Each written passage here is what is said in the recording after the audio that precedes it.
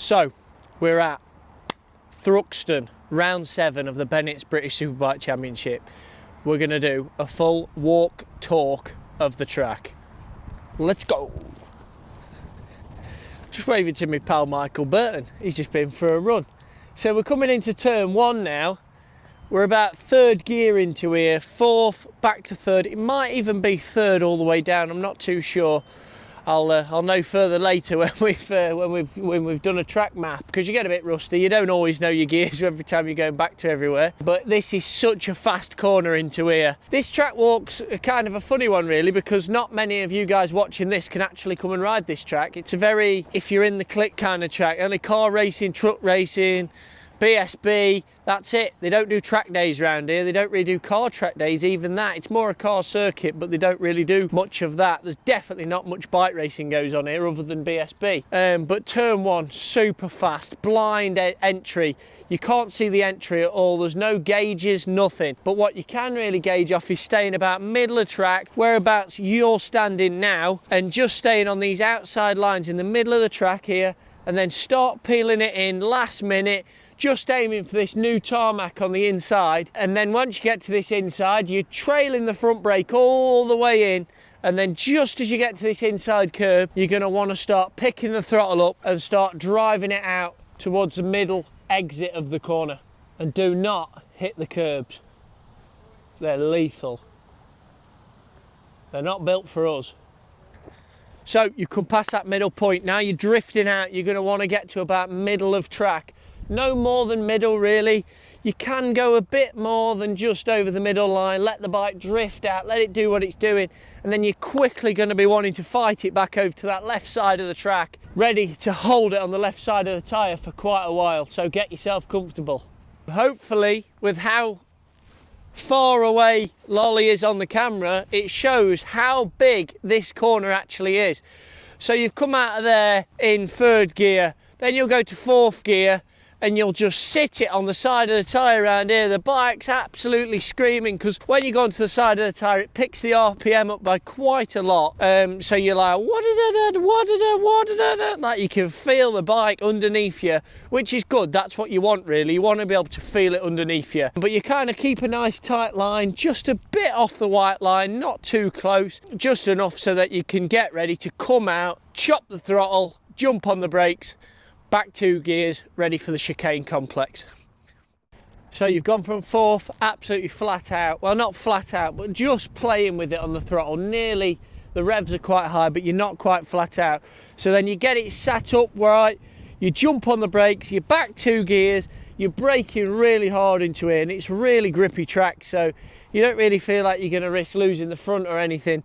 If anything, you probably got less grip on the new tarmac than you have on the old tarmac. The old tarmac here is really grippy, really grippy. But then you're going to want to chuck it straight for the inside. But like I say, don't get too close to these curbs. Don't get too friendly with them. Don't put your knee on them. They're not nice to be anywhere near. You get your knee in them grooves, it'll probably rip your knee slider off. They're really abrasive curbs here. They're not built for bikes. But even it, like your engine casings, anything, you don't want to lean the bike over too far next to them, because it could clip the engine casing, could pick you up. But again, coming out of here, middle of track, no further, ready for the left. You go through this first section just trying to get it all perfect for a good exit out. Everything you do from this first section is to gain on the last section, not gain on the first section, because you'll lose on the last section. So get everything ready from this start all the way for your exit. You've come out of that right, you've just stayed over the inside of the middle of the track, and then you're going to go bang, chuck it down on its left side. You want to square this corner off as much as you can, keeping the bike over to the left side of the track, ready to run straight through that right-hander and keep it tight again to the right side. Sit it up onto the fat part of the tyre. Mr. Stuart Higgs doing his safety lap, making sure everything's all right. So yeah, keep over the left side, then run it back tight again for the right side, tight on the exit, but we'll talk about that when we get there. You've come all the way from the white line on the inside there, then you're squaring it off. You really want to turn back on this corner, keep on that inside as much as you can. More for tyre life. On a qualifying lap, you can let it run out a bit more, use your tyre a bit more. But if you're in a race, definitely try and keep to the tight line as much as you can. Sit it up, get on that fat part of the tyre. That's where all your grip is. The minute you're on the side of the tyre, on these super bikes or any bikes around here for that matter, you don't really have much edge grip round Thruxton. It's quite a well-known thing. You've got to keep in the middle of the tyre, and that's where you get the most out of your motorbike.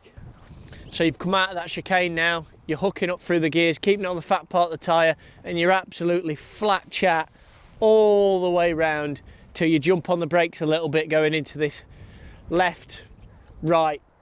You've got up to about 4th gear, flat out, go by the curb there, just give a dab of brakes, maybe back to 3rd gear, chuck it in. The front end always feels horrendous into it. It always feels like it's just going to go woof and just tuck on you. It always feels a bit choppy, a bit wobbly. But you've just got to get planted, get in, get down, make that bike turn, hang your head off, hang your body off, hang as much as you can off, because you're going at a speed where the bike doesn't want to turn. But because you're going at that speed, you've got to get the corner done, you've got to get it turned. So you hang in, you kind of clip the first off, drift it out a little bit, and then just run off the second bit, pull it back as much as you can, pick up the throttle, grab a bit of rear brake maybe, change direction. Bosh! So you've come out of there, you've changed direction, you absolutely have to fight the bike to change direction there, but it's kind of like a bang, you're there. Right, you're done now. You've done the hard work there now. Now you're just cruising. Now you're just sitting on the power. You're playing with the throttle all the way around here. You'll grab a bit of front brake now and again just to pull it back in a bit. Even a bit of rear brake sometimes just to sit the rear of the bike. Make it keep turning, because you have got a long way to go round here. You go through some right knee sliders on a weekend round Thruxton because of how abrasive it is, because of how long you're on the side of the tyre. If you can't get your elbow down round here, you're screwed. So you've been coming out of that inside of the corner there. You drift out to about middle of track, not much further. Sometimes you could go to about here, but you mainly want to be about here, just in the middle of the track, if not a little bit more. But you're about 3rd gear there. You'll probably click about 4th gear here, maybe even 5th. Just let the bike eat away, because you can come out of these corners and you can just go wah, ba, ba. Just let the bike just bog all the way out of these corners, because when you're bogging it, you're restricting the power, you're saving that tyre. You're absolutely flying down the hill. The bike's out of shape, it's wobbling, it's absolutely everything you can imagine the bike's doing down that hill. And then you back shift to about 4th gear, and then when you back shift to 4th gear, jump on the brakes, there's a bump. You almost feel your front end like bottom out just as you jump on the brakes into here.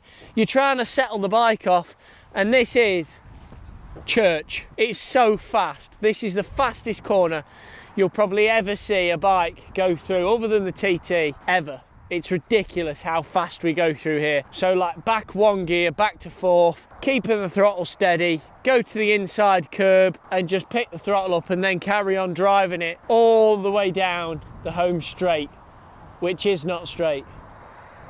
So you've come out of there, you've just asked for enough, but not too much.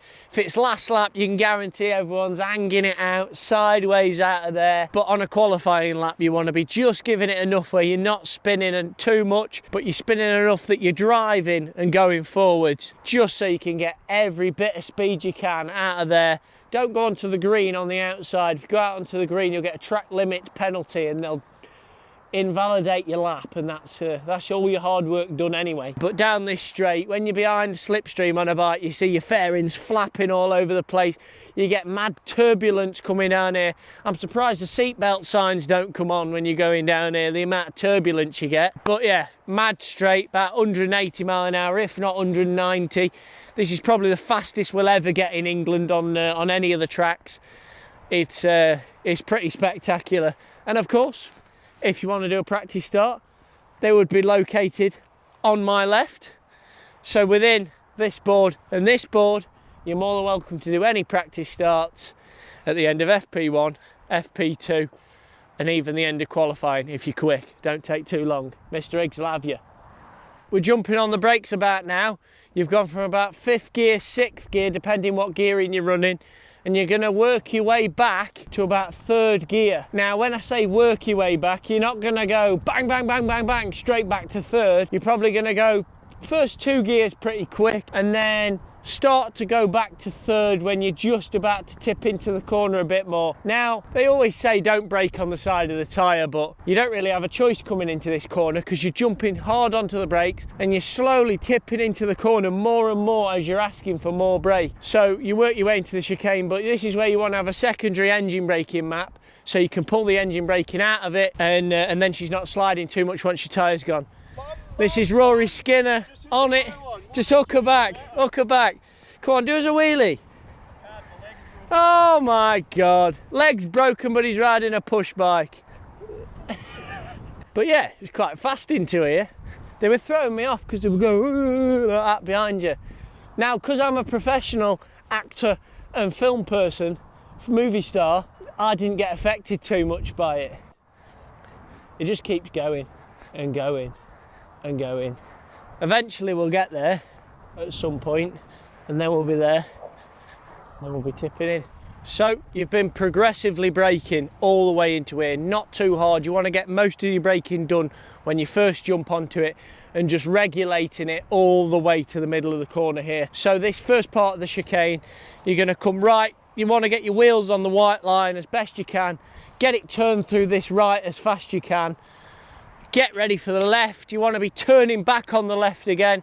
Same principle with the first complex, really. You want to just keep turning back on yourself. Keep turn, turn, turn, turn, go. That's exactly how you want to do the chicanes here. The more time you spend on the side of the tyre here, you're just eating that tyre life. So cut across here. Sometimes I've even rode across the inside of this curb. It's not amazing, but I wouldn't advise it, but you can get away with it. And then you change direction. You usually get a bit of a wheelie sometimes, and then you want to square this corner off nice out of here. I see a lot of people run quite a fast out to the curb line out of here, and they gain on that initial, but they don't actually gain on drive, and they'll nail their tyre. And because you're progressively building the throttle on the side of the tyre, you're way more prone to wobble, high side yourself to the moon. So you're better off getting on that fat part of the tyre and driving it as best you can all the way onto this start and finish. But the start and finish isn't straight here. It's far from straight. So even from here, you can't see turn 1.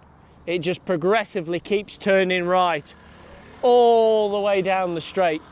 So you want to come out to the outside, and you want to just keep a nice line about this far from the edge of the track. Don't go too far to the grass, because when this curb runs out, it does just go to grass. And if you guys remember back quite far, Luke Mossy had quite a big crash over the start and finish here. That's where he broke his back, because he just clipped the grass on the outside. You want to keep yourself nice and inside, just drift it out a bit, and then get back into turn 1. So that is the Thruxton round 7 of the British Superbike Bennett's Championship. Went for it then, didn't I? And if you've enjoyed it, hit the like, hit the subscribe. If you're watching on Instagram, drop us a follow, and yeah, you'll be in for some more content. Wish me luck. Should be a good weekend. I'm feeling it. I always enjoy riding my motorbike around this track, and I'll see you over the weekend.